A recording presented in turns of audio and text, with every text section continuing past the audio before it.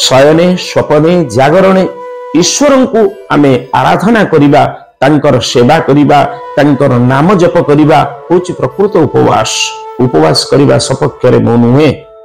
तार कारण मु जानिछि उप शब्दर अर्थ होछि निकट, वास अर्थात वास करिबा ईश्वरଙ୍କ निकटरे वास करिबा होछि उपवास। मु पंडित भूपति भूषण मिश्र सभापति बिरजा मंडल गणक मंडली और पंडित सभा जाजपुर। आज आमर आलोचनार विषय उपवास रहिबा केते यथार्थ अर्थात उपवासर प्रासंगिकता कौन। मु तो कहबी उपवास आम हिंदू सनातन धर्मीय संस्कृति रे एक महान अंग, किंतु अनाहार रे बा शरीर को कष्ट दे खाद्य न खाई उपवास करने सपक्षरे मो नुहे। तार कारण मु जानिछि उप शब्दर अर्थ होछि निकट, वास अर्थात वास करिबा ईश्वरଙ୍କ निकटरे वास करिबा होछि उपवास। अर्थात प्रति मुहूर्त रे जीवन को भगवानଙ୍କ निकटवर्ती करिबा। शयने स्वपने जागरणे ईश्वर को आमे आराधना करिबा तांकर सेवा करिबा तांकर नाम जप करिबा होछि प्रकृत उपवास। ए प्रसंग रे गोटे छोटिया कहानी अवतारणा करिबी।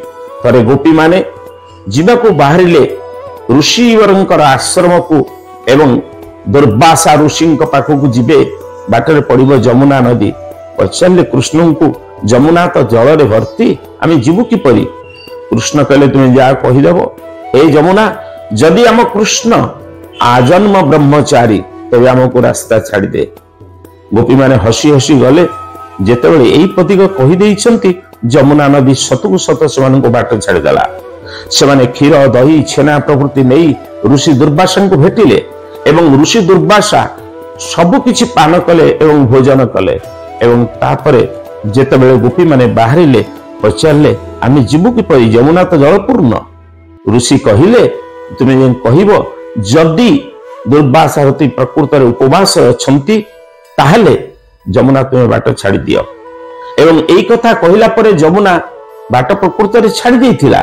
गोपी माने चिंता कले आमे नेइथिबा यथेष्ट परिमाणर क्षीर दही छेना को खाइथिबा दुर्वासा उपवास रहिले किपरि। आसी कृष्ण को पचारले। कृष्ण बुझे देइथिले जे उपवास शब्दर अर्थ नुहे आहार वा भोजन ग्रहण न करी शरीर को कष्ट दवा, बरं ईश्वरंकर सन्निधान रही तांकर सेवा तांकर जप एवं तांकर नाम कीर्तन करिबा होछि प्रकृत उपवास। एवं प्रत्येक सनातन धर्मी भारतीय उपवास शब्दर महत्व को बुझी से माने ईश्वरंक सहित निजको अधिक निकटवर्ती करी उपवास शब्दर यथार्थता प्रतिपादन करने को मोर विनम्र निवेदन।